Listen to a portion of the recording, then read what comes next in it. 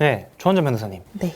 조한정 변호사님의 경력 중에서 가장 기억에 남는 그런 경험이 있을까요? 제가 보통은 다른 민사사건이나 뭐 기업이나 이런 걸 할 때는 마음이 안 쓰이는데 네. 가족끼리 싸우는 거 이런 거는 좀 마음이 많이 쓰입니다. 그렇죠. 그러니까 이제 진짜 저도 실제 사건을 겪다 보면은 정말 죽을 만큼 사랑했던 이 사람들을 나중엔 죽이고 싶어해. 그 이유가 뭐야?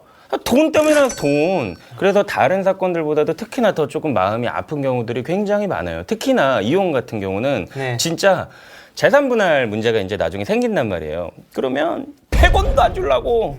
진짜 100원도 안 주려고 그래. 정말 부자야, 이 사람은. 그럼에도 불구하고 왜 100원도 안 주려고 하는지 알아? 감정에 들어가는 거야.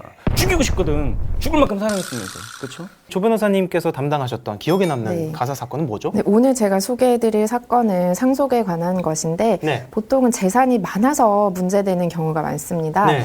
보통 이제 뭐 첫째 아들이나 뭐 막내 아들이 뭐 귀여워서 뭐 이렇게 재산을 미리 다 증여를 해버리니까 네. 나중에 이제 그걸 형제자매가 알게 됐을 때 네. 이걸 이제 다시 내 유류분 침해됐어 이런 걸로 이제 다투거나 아니면 상속재산 분할할 때 특별 수익을 받아간 사람은 조금 이제 뭐 덜 받아가는 그러면서 이제 특별 수익이나 뭐 기여분 막 이런 문제가 논란이 되고 있습니다. 상속 사건에서. 그러면 조 변호사님께서 담당하셨던 사건은 첫째가 가져갔나요? 막내가 가져갔나요? 누가 가져갔어요? 여러 가지 사건이 있었는데 아, 네. 보통은 옛날에는 첫째가 자기 부모님을 모시는 경우가 많기 때문에 네. 같이 살면서 아버지의 통장이나 뭐 이런 거를 많이 빼서 이제 쓰더라도 티가 안 나는 경우가 네. 있고 이제 이런 거는 이제 특별 수익이 있네 없네 이런 걸로 좀 다투는 경우가 많고 다 딸인 집안에서 또 아들한테만 또 막 많은 재산을 주시거나 약간 이런 네. 경우도 좀 많이 봤습니다. 그렇군요. 그러니까 이거는 진짜 요즘에도 그런 경우가 있긴 있나 봐요. 그래요, 이게 요즘에도? 아직 옛날 분이셔가지고. 그러니까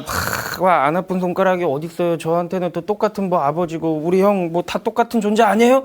네가 제일 아픈 손가락이야. 그러면서 이 사람한테만 안 주는 거야. 얼마나 억울하겠어. 진짜 뭐 예전같이 뭐 장자한테만 다 주고. 그러니까 이런 문제가 좀 아직까지도 많이 있다라는 게 좀 놀랍긴 합니다. 그러면 조한정 변호사님, 이 상속 관련해서는 유류분이라는 말이 정말 많이 나옵니다. 이 유류분은 도대체 뭐죠?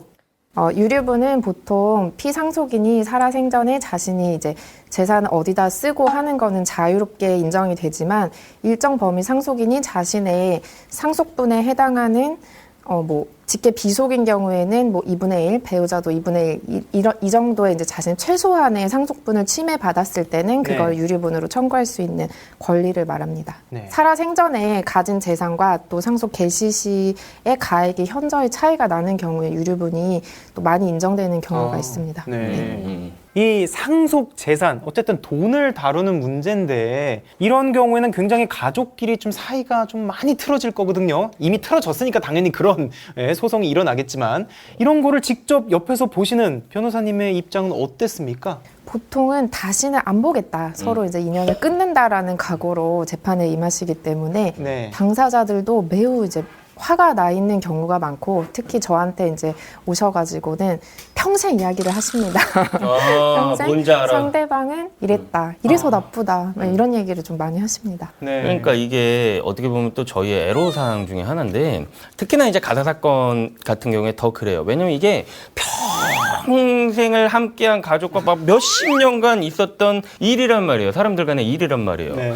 그러니까는 사실 이제 찾아오셔가지고 내가 전혀 듣지도 않아도 될 말씀. 네. 즉 30년간의 스토리를 네. 우리 사무실 회의실에서 다 털어놓으시는 거야. 아, 뭐 저 7살에 저 어디다가 오줌 싼 얘기까지 막 이런. 내가 옛날에 네. 7살 때 우리 언니랑 너무 사이가 좋아가지고 그때는 한 번 다투지 않았던 사이였는데 여부터 시작해가지고 네. 현재까지 오는 거예요. 네. 막 60년을. 네. 그러니까 그 조한정 변호사님도 이런 일을 겪고 나시면 우리가 굉장히 사실 힘들어. 네. 그래가지고 제가 이 얘기까지 안 하려고 했는데 심리상담센터를 만든 거예요. 그쪽으로 가시라고. 네. 왜냐면 저한테 이런 얘기를 너무 많이 하시니까 마음은 안타까우나 내가 해드릴 수가 없는 부분이라고. 그럼 뭐 어떻게 해드려? 뭐 어떻게. 잘 만드신 것 같아요. 그러니까. 아이디어 진짜 좋았어요. 특히나 가사 사건이나 이런 데에서는 꼭 사실 필요한 부분이 아닐까 네. 생각이 듭니다. 그러면 상속 재산 분할 결과는 보통 어떻게 이루어지죠?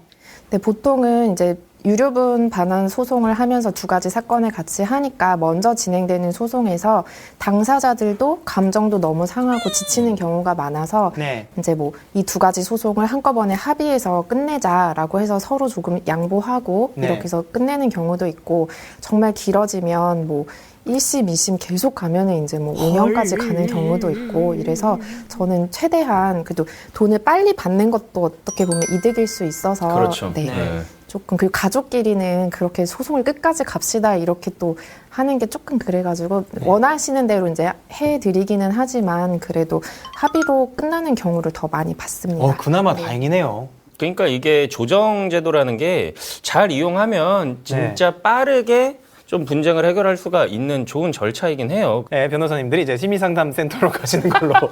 가사 사건. 와서 받아.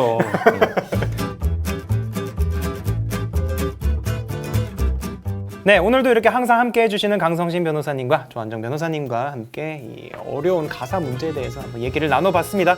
오늘도 끝까지 시청해주셔서 정말 감사드립니다.